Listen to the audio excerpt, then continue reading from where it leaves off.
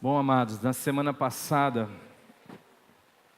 nós lemos um texto aqui com os irmãos e hoje mais uma vez eu gostaria de lê-lo e acrescentar a ele mais uma porção da Bíblia Sagrada. Mateus, capítulo 14, versos 22 em diante. Mateus, capítulo 14, versos 22 em diante. A palavra diz assim: Logo a seguir, compeliu Jesus os discípulos a embarcar e passar adiante dele para o outro lado, enquanto ele despedia as multidões. E despedidas as multidões, subiu Jesus ao monte a fim de orar sozinho. E caindo a tarde, lá estava ele só. Entretanto, o barco já estava longe, a muitos estádios da terra, açoitado pelas ondas, pelo vento, que lhe era contrário. Na quarta vigília da noite, foi Jesus ter com eles, andando por sobre o mar. E os discípulos, ao verem-no andando sobre as águas, ficaram aterrados e exclamaram: É um fantasma! E tomados de medo gritaram. Mas Jesus imediatamente lhes disse: Tende bom ânimo, sou eu, não temais. Respondendo-lhe Pedro disse: Se és tu, Senhor, manda-me ir ter contigo por sobre as águas. E ele disse: Vem. E Pedro, descendo do barco, andou por sobre as águas e foi ter com Jesus. Reparando, porém, na força do vento, teve medo e, começando a submergir, gritou: Salva-me, Senhor! E prontamente Jesus, estendendo a mão, tomou-o e lhe disse: Homem de pequena fé, por que duvidastes? Subindo ambos para o barco, cessou o vento, e os que estavam no barco o adoraram, dizendo: Verdadeiramente és o Filho de Deus. Romanos capítulo 8. Eu queria ler a partir do verso 1. Agora, pois, já nenhuma condenação há para os que estão em Cristo Jesus, porque a lei do Espírito da vida em Cristo Jesus te livrou da lei do pecado e da morte, porquanto que fora impossível a lei no que estava enferma pela carne, isso fez Deus, enviando o seu próprio Filho, em semelhança da carne pecaminosa e no tocante ao pecado, e com efeito, condenou Deus na carne o pecado, a fim de que o preceito da lei se cumprisse em nós. Nós que não andamos segundo a carne, mas andamos segundo o Espírito. Porque os que se inclinam para a carne, cogitam da carne, das coisas da carne. Mas os que se inclinam para o Espírito, das coisas do Espírito. Porque o pendor da carne dá para a morte, mas o pendor ao Espírito para a vida e paz. Por isso, o pendor da carne é inimizade contra Deus, pois não está sujeita à lei de Deus, e nem mesmo pode estar, porquanto os que estão na carne não podem agradar a Deus. Vós, porém, não estáis na carne, mas no Espírito, se de fato o Espírito de Deus habita em vós. E se alguém não tem o Espírito de Cristo, esse tal não é dele. Se porém Cristo está em vós, o corpo na verdade está morto por causa do pecado, mas o Espírito é vida por causa da justiça. Se habita em vós o Espírito daquele que ressuscitou a Jesus dentre os mortos, esse mesmo que ressuscitou a Cristo Jesus dentre os mortos, vivificará também o vosso corpo mortal por meio do seu Espírito, que em vós habita. Santo Espírito, essa é a tua palavra, em nome do Senhor Jesus, nós pedimos que o Senhor fale conosco, para a tua própria glória e para o nosso bem. Amém. Amados, a grande realidade que nós buscamos tratar na semana passada fala de um distanciamento, de uma proposta, de um objetivo, de um plano inicial expresso por Deus em Gênesis a respeito de mim e de você. Esse plano ele é muito claro, muito objetivo. O plano de Deus para a humanidade, e isso nos inclui a todos, fala de uma nova família, uma família cósmica, uma família sagrada, uma família de Deus. Deus tem como objetivo, na minha e na sua criação, no fato de você e eu virmos à existência, um propósito que antecede a própria criação, porque o desejo de Deus por mim e por você, ele é eterno em Deus. Não houve um momento na eternidade em que Deus tropeçou em alguma coisa e resolveu nos fazer, nos criar. Esta é uma realidade eterna, uma vez que Deus é eterno, não tem começo e não tem fim de dias. Ele sempre nos quis, de tal forma que você e eu sempre existimos em Deus, enquanto desejo de Deus, enquanto vontade divina. Seja qualquer um de nós, o Fabinho, o Thales, o Anderson, o Mateus, qualquer um de nós, só pode vir à existência como a manifestação de um desejo claro de Deus. A primeira vez que nós vemos Deus por dentro é essa manifestação, a manifestação de um desejo. Deus quer se procriar, Deus quer ter uma família, Deus quer filhos e filhas à sua imagem, conforme a sua semelhança. E esse é o plano de Deus que será cumprido. E esta é a realidade que está predestinada a nós, porque está antes do tempo, antes de haver espaço e tempo. Deus na eternidade tinha já esse propósito, e esse propósito foi manifesto aqui no estudo passado, a partir do capítulo 8 de Romanos, onde Deus expressa a quem Ele antes conheceu de antemão. Está falando de mim, está falando de você e de qualquer um que pisou nesse mundo. Mas uma das coisas que a religião despreza, além desse processo e desse objetivo claro de Deus, como intento para mim e para a sua vida, como propósito para mim e para você, é o fato daquilo que a Bíblia narra como um processo de queda, de derrocada. Ou seja, uma estrutura que volitivamente nós, como humanidade, resolvemos abraçar a rebelião e romper com Deus. E isto causou um prejuízo do ponto de vista daquilo que é a nossa identidade. Nós morremos no nosso espírito. O que Deus havia dito é que a gente podia comer de tudo livremente, porque a ordem de Deus, ao contrário da proposta religiosa da restrição o tempo inteiro, é a liberdade. É por isso que a Bíblia diz que ordenou o Senhor Deus, dizendo: de toda árvore dos jardins comerás livremente. Como C.S. Lewis costuma dizer, ou disse, ou dizia, o homem pode ser escravo de tudo, exceto de Deus.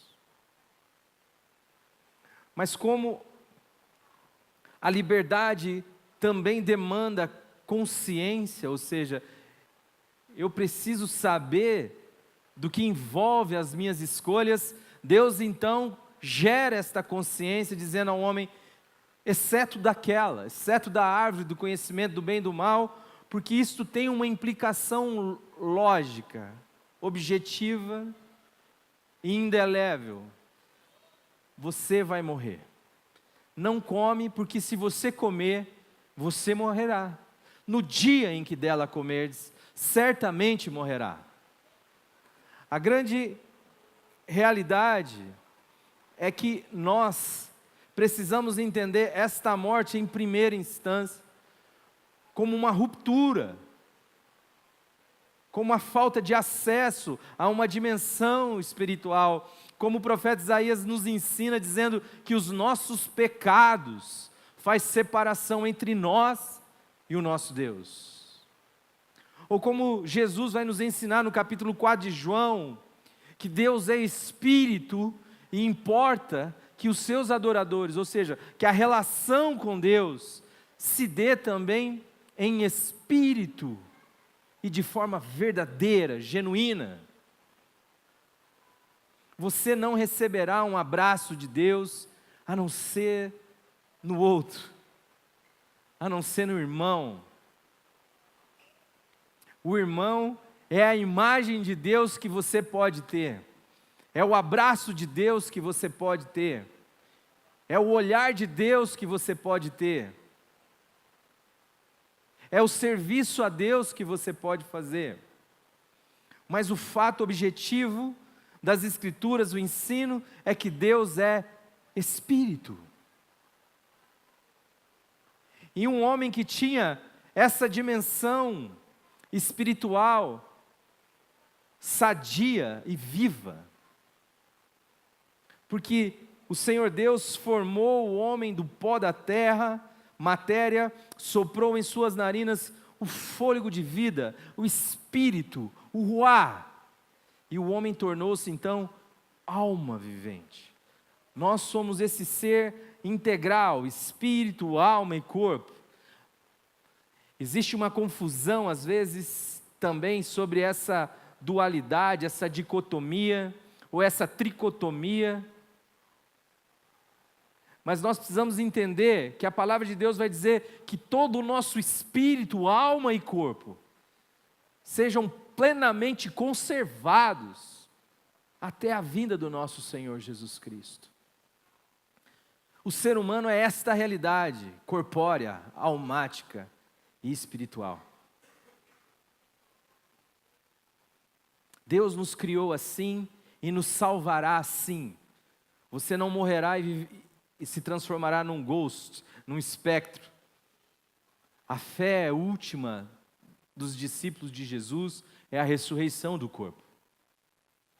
Portanto, Deus me criou com um corpo, um dia eu terei um corpo. E eu tenho uma alma, mas eu também tenho um espírito. E a dimensão espiritual é a dimensão mais profunda, é a dimensão dessa conexão com Deus. Mas no dia em que o homem comeu da árvore do conhecimento do bem e do mal, que aceitou a proposta de ser Deus para a sua própria vida, de ser Ele o aferidor do certo e do errado, ainda que não pudesse bancar a própria existência, afirmando assim a sua presunção e soberba e a sua rebelião contra Deus, algo que nós reafirmamos todos os dias, muitas vezes, quando queremos viver uma vida independente de Deus, achando que podemos dar conta da vida, como se Deus fôssemos. Nós continuamos afirmando essa estrutura, muitas vezes, porque queremos que as coisas aconteçam do nosso jeito, e para acontecer do nosso jeito, muitas vezes nós precisamos converter vontades, manipular vontades, ou forçar vontades à nossa, inclusive a de Deus.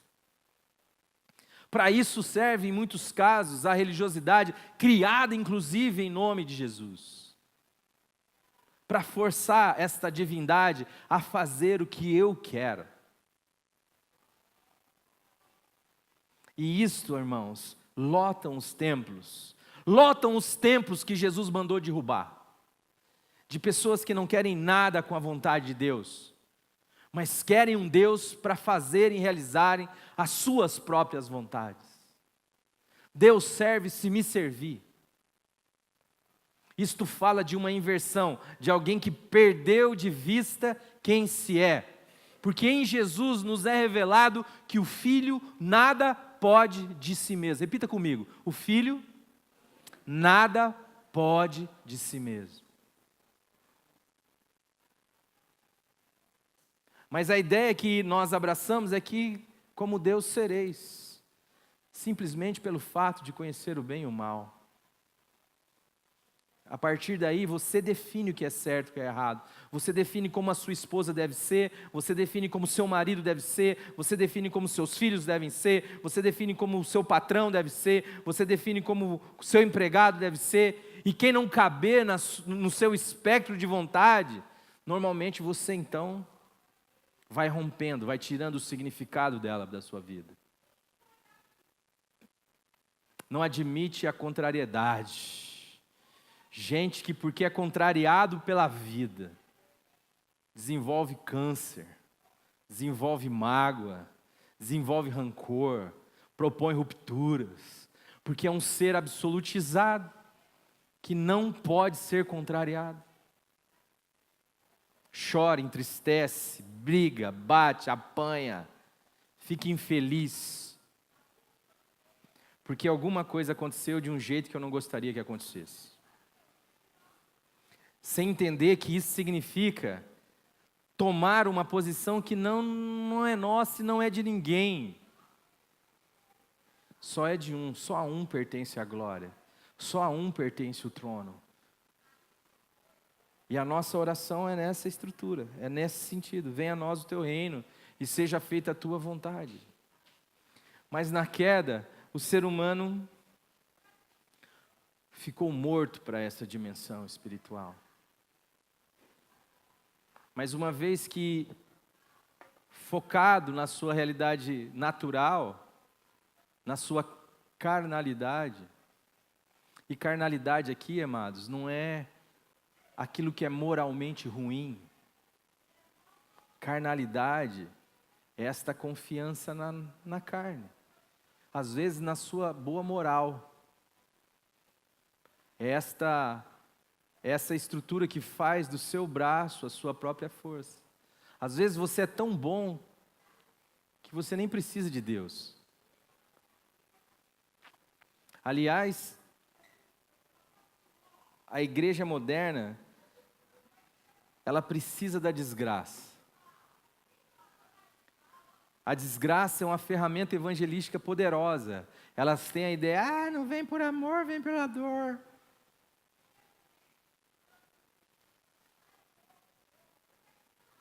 Por quê?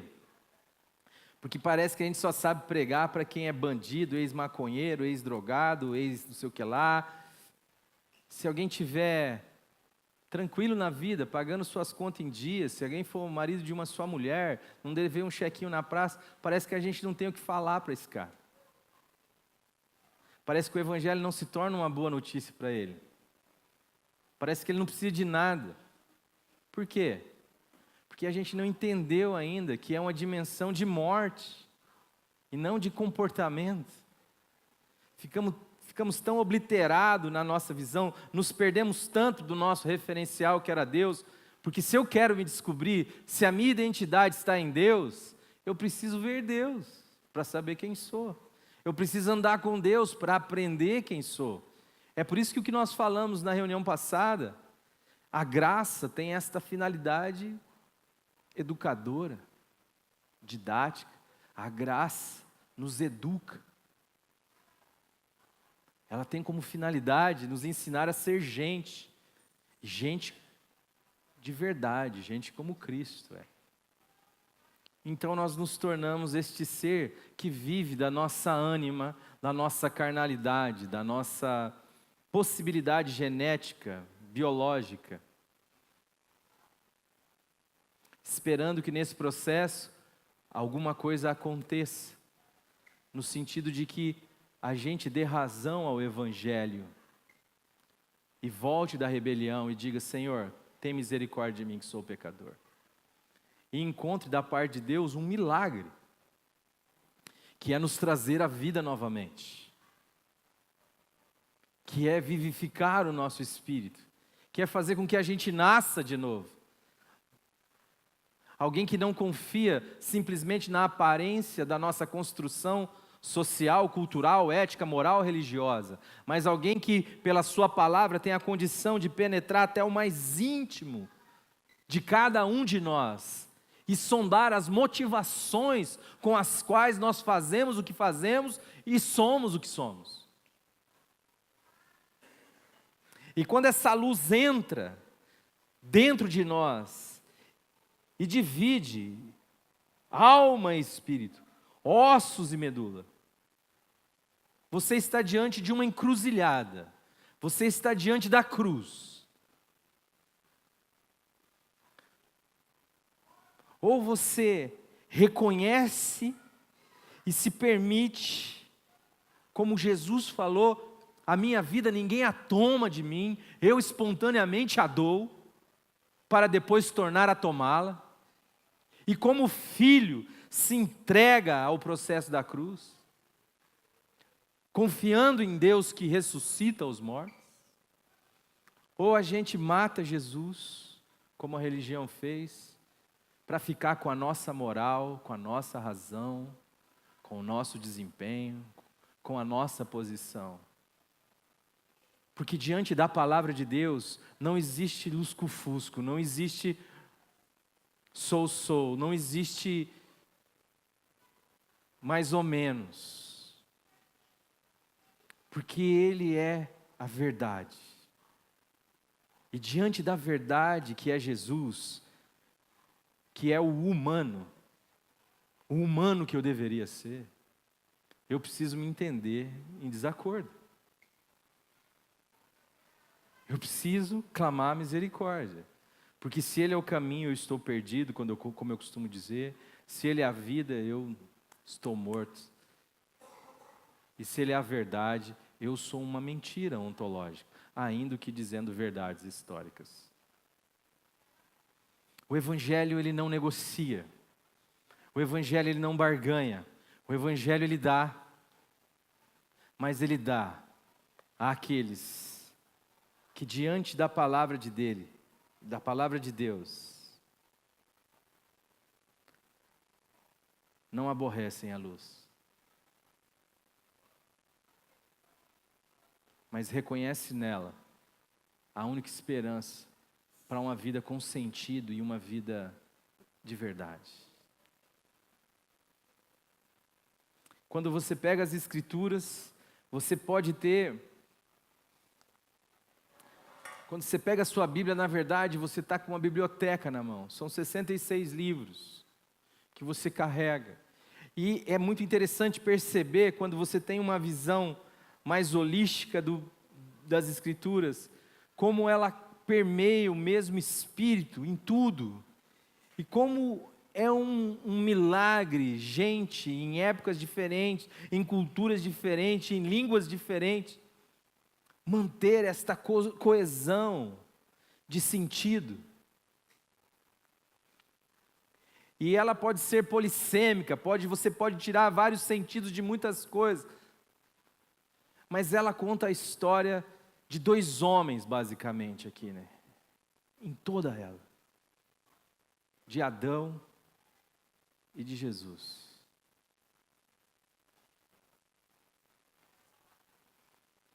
Adão é este homem carnal, este cara natural, este ser que nós nos tornamos enquanto humanidade, este que vale do seu conhecimento, da sua capacidade, da sua condição de força, inteligência, para poder sobreviver, porque esse passou a ser o objetivo. E para poder sobreviver, muitas vezes nós matamos.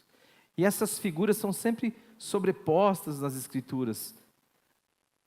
O homem Cristo e o homem Adão.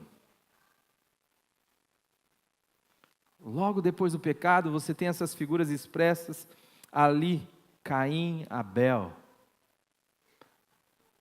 Mas é difícil, se você e eu resolvermos fazer esse tipo de leitura em tudo que a gente vê, a gente pode logo estar orando da seguinte forma: ó Deus, graças te dou porque não sou como os demais homens. Se achando o homem espiritual, o homem Cristo. Domingo passado, eu não sei se foi domingo passado, que parou um bloco aqui na nossa esquina aqui, foi? De repente a gente está orando, dizendo: Deus, graças te damos porque nós estamos aqui dentro. Nós somos espirituais. Esses caras estão ali fora, esses caras são carnais. Isso seria uma tragédia para qualquer um de nós. E aí você começa a perceber também nas Escrituras, para a gente poder ficar claro isso para nós, é que você percebe personagens das Escrituras, que ora se manifestam como homens, seres humanos, Cristo, ora se manifestam como Adão. Davi, por exemplo, é um deles, né? De tal forma que isso está claro como potencialidade dentro de mim e dentro de você. Porque a palavra de Deus vai nos ensinar que o que é nascido da carne é o quê? E o que é nascido do Espírito é o quê? Mas ele não diz assim que o que é nascido da carne foi carne. Ele diz que o que é nascido da carne é carne. Quando a gente olha para esse texto, ele é maravilhoso o texto de Mateus capítulo 14, verso 22 em diante. Ele é maravilhoso porque ele nos traz uma série de informações e de revelações preciosas acerca da vida cristã. Ele fala da multidão, mas ele fala também de um grupo de discipulado, de um grupo mais próximo, daqueles que estão dispostos a carregar o discipulado cristão, a andar e aprender de Jesus. E o próprio Jesus os impele na direção de atravessar para o outro lado. Nós falamos desta vida cristã que sempre tem uma outra dimensão. Nós aguardamos ainda o que há de vir. Nós somos aqueles que temos a promessa. Nós somos aqueles que saímos do Egito, mas não para ficar fora do Egito. Nós saímos do Egito para chegar em Canaã. Mas entre uma realidade e outra, o mar se apresenta sempre como esse obstáculo da vida. Aquilo que você não consegue ver o outro lado, o mar você não consegue ver o outro continente, é uma estrutura que se interpõe entre a realidade sua e a promessa. E talvez hoje você olhe para aquilo que é promessa de Deus na sua vida, e eu não estou falando de emprego, de carro, de casa, de nada disso, eu estou falando de ser como Deus, de carregar a imagem de Deus, de amar como Deus ama, de perdoar como Deus perdoa, de valorizar a vida como Deus valoriza. Talvez você olhe hoje para você e olhe para esta realidade e diga, é impossível, eu não consigo ver essa realidade se formando em mim. Porque entre uma realidade humana, no chão da história, e essa proposta salvadora, que não é só escatológica, não adianta você jogar isso lá para o final, porque evangelho é para agora. É isso que Marta falou para Jesus. Eu sei que Lázaro vai ressuscitar no último dia. Que último dia? Eu sou a ressurreição e a vida. Eu não te disse que se você crer, você vai ver a glória de Deus? Eu estou falando dessa salvação encarnada, dessa salvação que nos liberta hoje, que nos dá a alegria de chegar a nós o reino de Deus. De ser como Jesus hoje. De expressar Jesus em cada encontro, em cada olhar, em cada situação, apesar da sua condição de fraqueza e de pecado. Mas de fazer desse o sentido da sua vida. E Jesus é quem impele essa galera, vão, atravesse. E quando eles estão atravessando, o pau começa a torar, é chuva, é trovoada, é vento, é onda, e os caras estão ali, viu? Nós não vamos chegar do outro lado. Talvez na nossa vida, a gente também pense da mesma forma.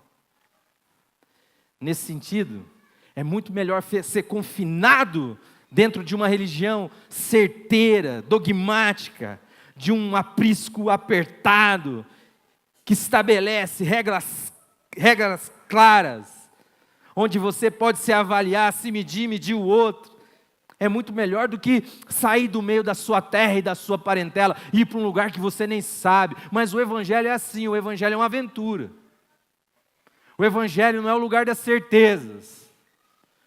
O Evangelho é o lugar da fé. da confiança num caráter.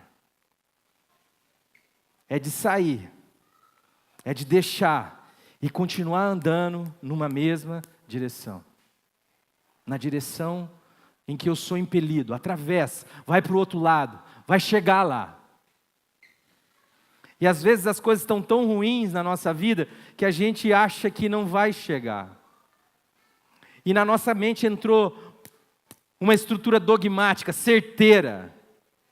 Eu sei o que é certo e o que é errado.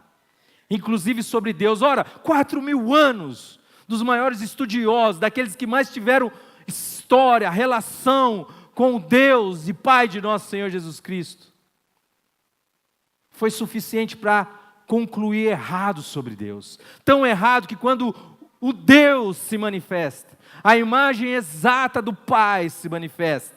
Aquele que diz eu e o Pai somos um. Aquele que diz quem vê a mim vê o Pai. Quando ele chegou, 4.000 anos de relação, de culto, de rito, de dogma, de escritura, não conseguiu reconhecer a realidade de Deus. E por isso crucificou Jesus. E essa estrutura vive até hoje. Do Deus previsível, do Deus dogmatizado, do Deus que cabe dentro das teologias sistematizadas por cabeças humanas. Do Deus que não é mais vento, do Deus que não sopra onde quer, do Deus que é confinado à nossa direção teológica.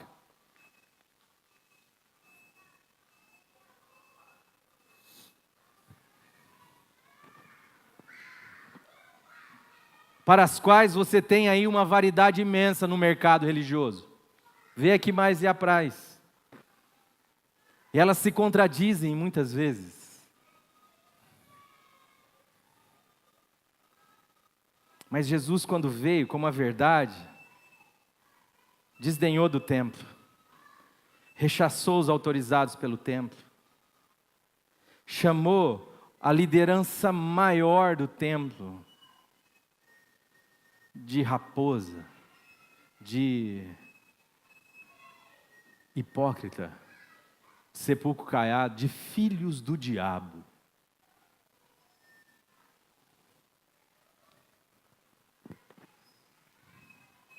E ainda hoje nós queremos fazer de conta que é isso que está proposto a mim e a você. Não, o que está proposto a mim e a você é andar com Deus. É olhar para Jesus, é aprender em Jesus. Essas estruturas que vão criando cerca na nossa cabeça, de tal forma que quando aqueles discípulos sendo açoitados pelas ondas do mar, mesmo que seja Deus indo na sua direção para os ajudar, vê em Deus um fantasma. Às vezes é Deus que está chegando na sua direção para te ajudar, mas porque você não concebe a possibilidade de um humano andar sobre as águas, então você atribui àquela visão objetiva, clara, de um humano andando na sua direção. Tanto é que alguém disse, é o Senhor. Nós precisamos acreditar que é um fantasma, nós relativizamos a realidade, porque a realidade não cabe na nossa cabeça. Então é Deus vindo e nós dizendo, é um fantasma que está vindo. Tem muito a gente a saber, a aprender. Jesus mesmo falou, olha, eu tenho tanta coisa para revelar para vocês, para contar para vocês, mas eu nem posso contar agora, porque vocês não aguentam. Mas a gente está obliterado pelo nosso mundinho de 2 mais 2 igual a 4, pelos nossos dogmazinhos, pelas nossas religiosidades, pela nossa cultura, a nossa tradição, a nossa carnalidade. Mas quando Pedro pede a prova dos 9 e diz assim, se és tu, Senhor, manda que eu vá a ter contigo sobre as águas. Ele fala, vem. Ele só fala vem, ele não invoca nada, ele não ora, ele não fala, ele fala vem. E Pedro então sai do barco e começa a andar em direção. E aí você tem o segundo humano a romper com a lógica, com a nossa cabecinha pequenininha, que hoje a mecânica quântica, a física quântica já começa a ampliar. Mas de repente ele começa também a olhar a circunstância, a situação, e quando ele começa a medir a estrutura, ele começa a pensar que isso é humanamente impossível, é carnalmente impossível, não é algo que cabe na cabeça dele. Ele também começa a afundar. E a gente também experimenta isso no nosso dia a dia. Às vezes você está tendo vitórias na sua vida cristã. Às vezes você está caminhando na sua vida cristã. Mas você começa a olhar as circunstâncias, a fazer conta e a pensar a realidade de uma forma tão apequenada que faz sentido à sua cabeça, mas não faz sentido ao seu coração, ao seu espírito. Que a gente permite que o medo invada de novo o nosso coração. E o medo é o lugar onde Deus não existe. O medo é o ambiente da ausência de Deus. Mesmo que Deus esteja presente, Ele ali não está. Ainda que Deus encha céus e terra, Deus não habita num coração amedrontado.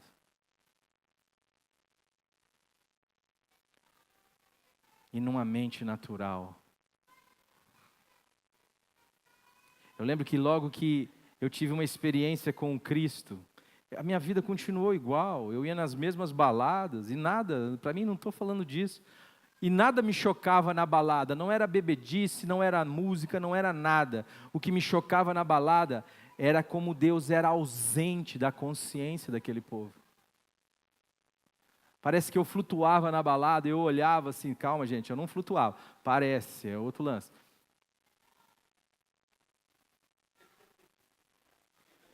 Não, vocês estão falando, eu lembro que eu tive uma crise de fé uma época, eu comecei a visitar igrejas aqui na nossa cidade, eu vi desde pastor pregando de cueca até pastor querendo levitar, então, eu só não quero criar um mal entendido. E o que me chocava é que eu olhava aquela turma, e eu ficava imaginando, será que alguém aqui está pensando em Deus? E eu sabia que não. Esse é o lugar. O medo é esse lugar. E aí gera ansiedade. E aí você vai querer resolver. Você vai querer bater pé. Você vai querer nadar. Mas você vai afundar. Ele grita, o Senhor vem, tira ele e tal. Beleza. E aí ele fala, homem de pequena fé, por que duvidastes? E eu falei que o problema não é ter dúvidas, o problema é duvidar. Você pode ter dúvidas na fé cristã, e você vai ter dúvidas na fé cristã, mas nunca duvide. Nunca absolutize a sua dúvida. Ande, mesmo no sentido contrário a ela. E aí fica demonstrado essa dicotomia, essa divisão de um Pedro que, pense comigo, não é fácil, cara, você sair do barco numa tempestade danada e começar a andar.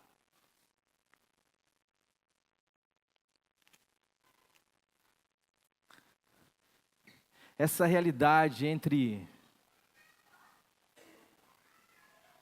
crer, viver na dimensão espiritual e ao mesmo tempo ter esta força, esta energia puxando para a dimensão natural humana.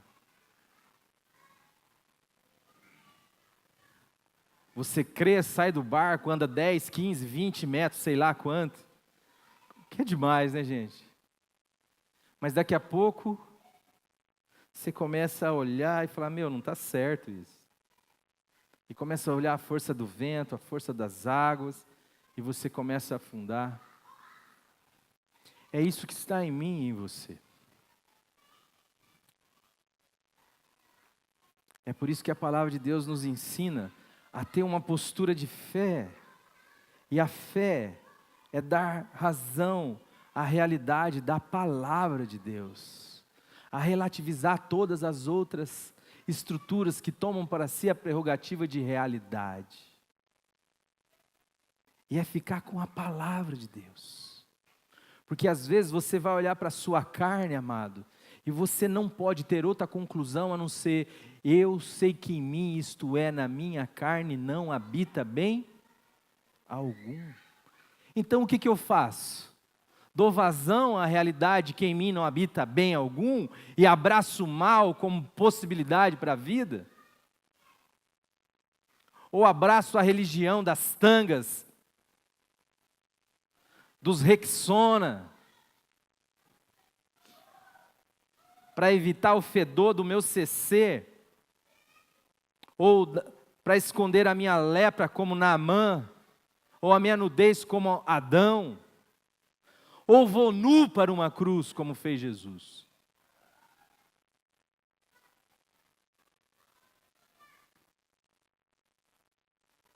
Crendo que mesmo que na ótica humana a cruz pareça um lugar de derrotados, Deus diz que ali é o lugar dos vitoriosos. E o que você vai chamar de realidade?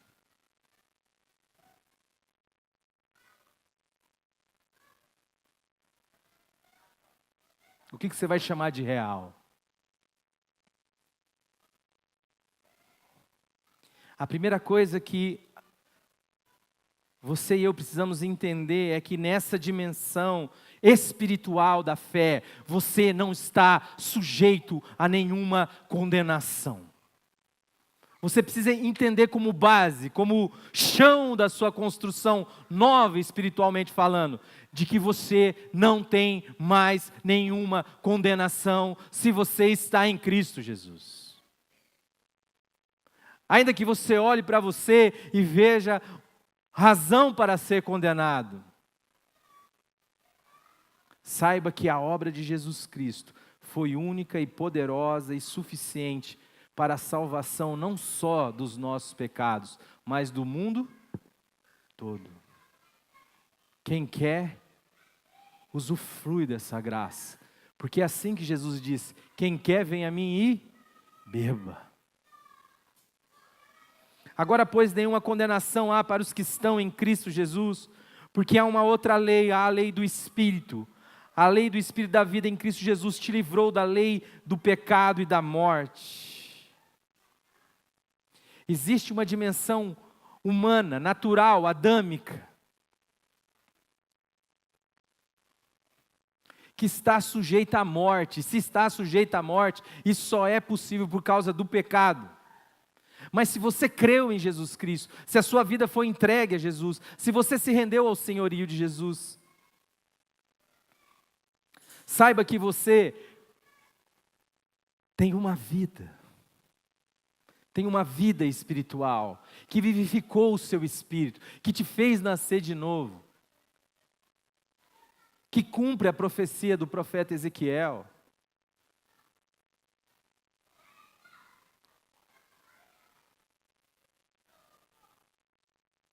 Ou a fala de Jesus a Nicodemos, que diz que você foi vivificado no seu espírito, como Efésios vai nos ensinar. Que agora, ainda que você tenha um corpo velho, aguardando um corpo novo, que não está mais sujeito ao pecado, contudo, intimamente, no seu espírito, você já é uma nova pessoa. Agora, porque você não enxerga essa nova pessoa, porque você não vê essa nova pessoa, porque você não toca essa nova pessoa, não significa que ela não exista. Porque você olha para você e vê as suas ambiguidades, as suas dúvidas, e vê as suas idiosincrasias, os seus pecados, os seus erros.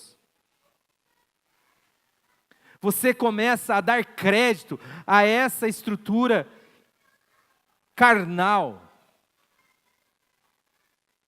E não é capaz de olhar para aquilo que não se vê, porque a fé é isto. A fé é a convicção de coisas que você espera, é olhar para realidades que não se percebem visualmente falando, mas admiti-las como reais, porque a boca do Senhor o diz.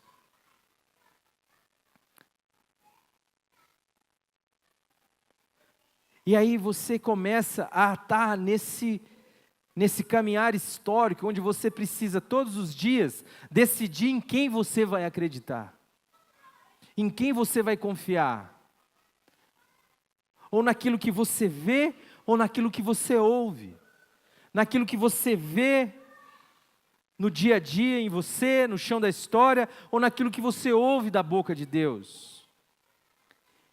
E começar então a definir para que dimensão você vai se inclinar. Porque os que se inclinam para a carne cogitam das coisas da carne, mas os que se inclinam para o Espírito, das coisas do Espírito. Se Adão é você, então tá bom, vá viver como um Adão. Mas se Cristo é a sua vida, então é na direção dele que você tem que andar. Porque o pendor da carne dá para a morte, mas o pendor do Espírito para a vida e paz. Por que o pendor da carne dá para a morte?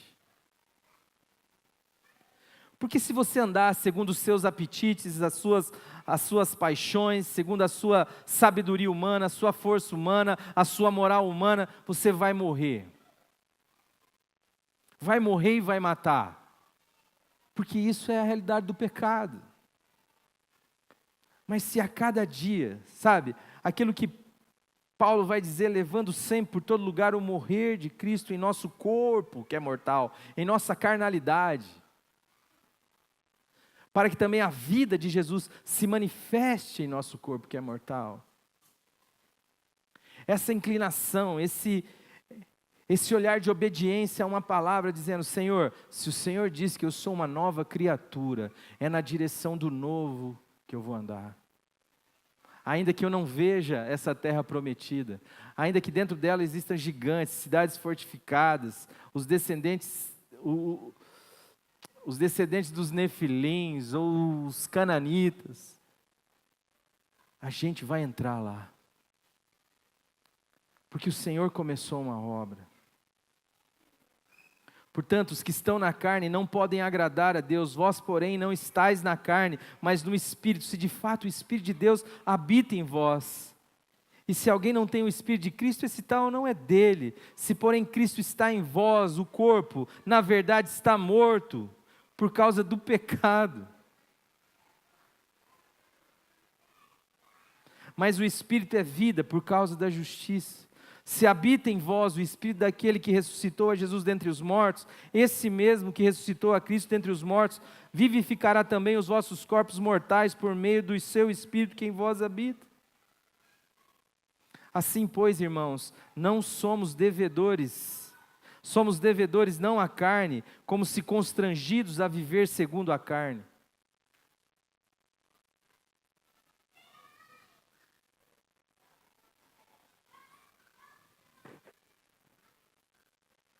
Às vezes nós somos ofendidos, de fato, alguém nos faz mal, alguém é injusto com a gente.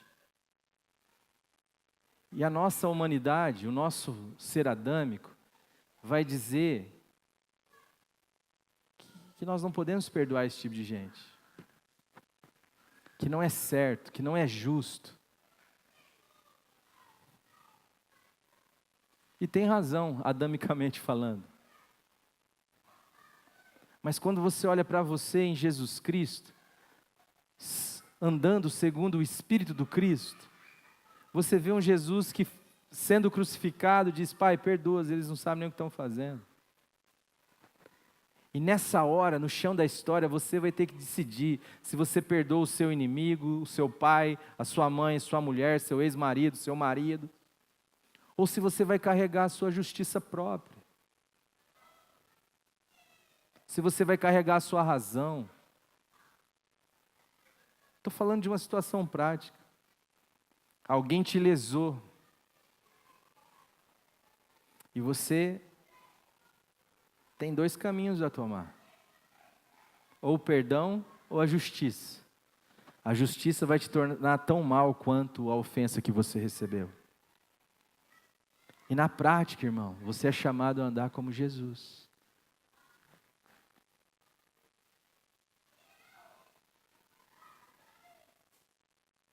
Se habita em vós o Espírito daquele que ressuscita os mortos, esse mesmo que ressuscitou Cristo dentre os mortos, vivificará também o vosso corpo mortal por meio do seu Espírito que em vós habita. Assim, pois, irmãos, somos devedores não à carne, como se constrangidos a viver segundo a carne, porque se vivermos segundo a carne, caminhais para a morte, mas se pelo Espírito mortificardes os feitos do corpo, certamente vivereis. Pois todos os que são guiados pelo Espírito de Deus são filhos de Deus. Porque não recebestes um espírito de escravidão para viverdes outra vez atemorizados, mas recebestes um espírito de adoção baseado no qual clamamos: Abba, Pai. O próprio Espírito testifica com o nosso espírito que somos filhos de Deus. Ora, se somos filhos, somos também herdeiros, herdeiros de Deus, co-herdeiros com Cristo. Se com Ele sofremos, também com Ele seremos glorificados. Essa vida é a vida que a religião despreza. Para ela, basta você mudar o seu comportamento. Não adianta você ser presbiteriano, batista, católico, metodista, o que for. Porque no reino de Deus, o selo é o Espírito de Deus. Se o Espírito de Deus não habita em você, se você não nasceu de novo, a sua religiosidade é vã, assim como sua vida e tudo que você faz. Mas se o Espírito de Deus habita em você, está na hora de você abandonar a covardia. Eu e você.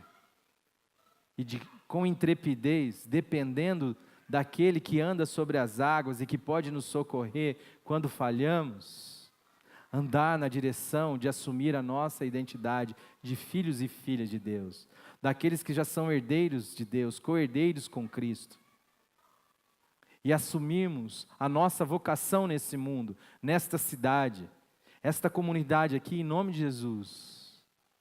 Nós não estamos aqui para brincar de crente para abrir outra igreja, em nome de Jesus, não precisamos disso. Nós estamos aqui para sermos confrontados pela palavra de Deus e para assumirmos a nossa vocação de filhos e filhas de Deus numa cidade, numa região, numa história, numa família. Para com coragem andar na direção daquilo que a gente não vê, impelidos pelo Cristo. Entender que a promessa está lá, eu não enxergo, mas é na direção dela que eu ando. Como Paulo vai dizer, esquecendo das coisas que para trás ficam, eu prossigo para o alvo, para o prêmio da soberana vocação em Cristo Jesus. E a minha e a sua vocação é sermos como Jesus. Parece muito distante para nós, mas é nessa direção que os discípulos de Jesus são chamados a andar. A amar como Jesus, a viver como Jesus, a se dar como Jesus, e a desfrutar da comunhão do Pai como Jesus, e do poder de Deus como Jesus. Porque é nele que reside a sua identidade. É nele que a sua vida faz sentido. Fora dele, a morte tira o sentido da vida.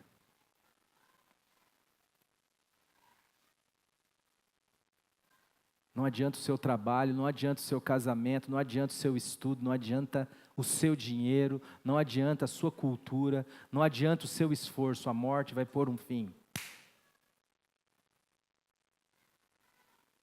Mas se você é um ressurreto com Jesus, o seu trabalho ganha uma importância indizível. Os seus encontros mais banais, mais triviais, os seus cafezinho da tarde com um amigo,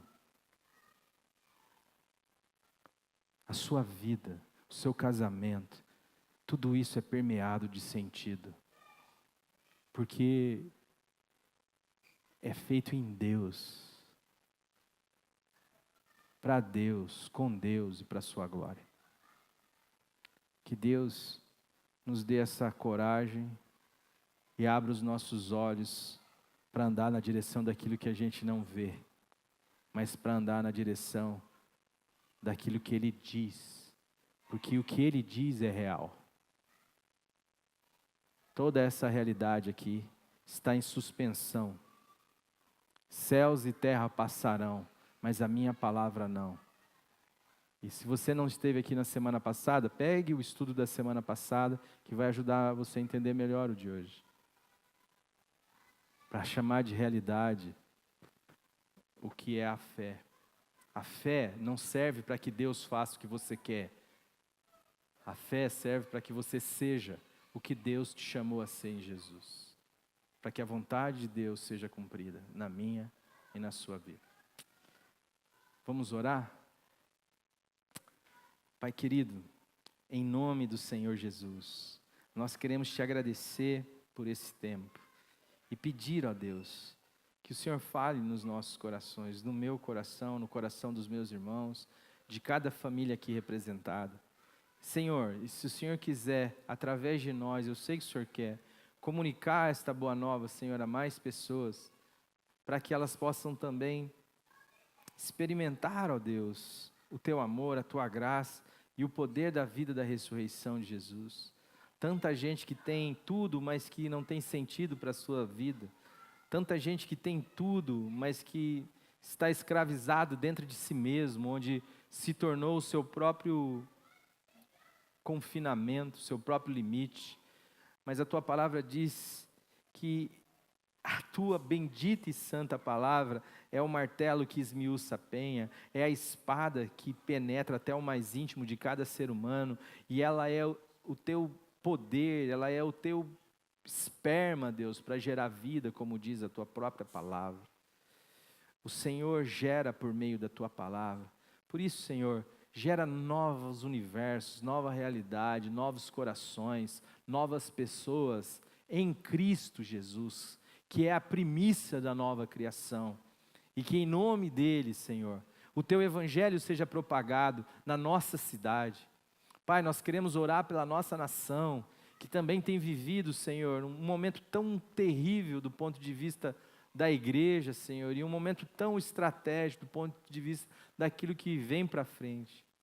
Pai, abençoe a nossa nação, levanta homens e mulheres aqui, cheios do Teu Espírito Santo, moços e moças cheios do Teu Espírito Santo, crianças cheias do Teu Espírito Santo, pais e mães cheios do Teu Espírito Santo, para, Senhor, anunciar as Tuas virtudes, Senhor, aqui em Jerusalém, mas também em toda a Judéia, Samaria, até os confins do mundo. Faz com que a Tua palavra, Senhor, se propague e alcance cada coração sedento nesta cidade. É o que nós te pedimos, aviva a Tua igreja nessa cidade, Senhor, e usa, Senhor, as nossas vidas. Senhor, dá-nos a graça de viver um dia sem ter que se preocupar com a gente mesmo, confiados em Tuas mãos, como o lírio confia, como os pássaros do céu confiam, saber que o Senhor tem cuidado de nós, para que a gente possa simplesmente cumprir a nossa vocação, a nossa missão, aquilo que o Senhor tem para cada um de nós, porque a nossa vida cumpre um propósito Teu, Senhor, para este mundo, e cada um de nós tem de Ti uma vocação, um chamado para algo. Por isso, Senhor, aviva, Senhor, abençoe as nossas crianças, suas casas, livra, Senhor, do mal, do maligno, Deus. Opera, Senhor, no meio desta pequenina comunidade, mas nos dá a intrepidez, a ousadia de andar na direção daquilo que o Senhor diz e daquilo que talvez a gente nem consiga enxergar em nós, mas que pela fé nós nos abandonamos a Ti, Senhor, sabendo que aquele que começou a boa obra é fiel para completá-la. Pai, o Senhor conhece o coração de cada um aqui, o Senhor sabe das mágoas que cada um aqui está vivendo, das dúvidas que cada um aqui está passando. Venha com a Tua palavra, Senhor, e tira, Senhor, em nome de Jesus, toda a incredulidade, que o Senhor enxote as aves de rapina, as aves do céu, que querem, Senhor, roubar a boa semente que cai na terra. Que o Senhor are cada coração aqui, Senhor, do pessoal da internet, e que a Tua palavra entre, Senhor, poderosamente, trazendo vida. Que o Senhor arranque, Senhor, as escamas dos olhos, os tapões dos ouvidos. E que nós, Senhor, tenhamos alegria em anunciar as tuas virtudes, a virtude daquele que nos chamou das trevas para a tua maravilhosa luz. Levanta, Senhor, aqui nesta comunidade, homens e mulheres, Senhor, com o desejo, Senhor, de contribuir, de saber, de unir dons, vocações, recursos, talentos, para que o teu evangelho seja propagado à nossa cidade e para além dela, para a tua glória, em nome de Jesus. Amém.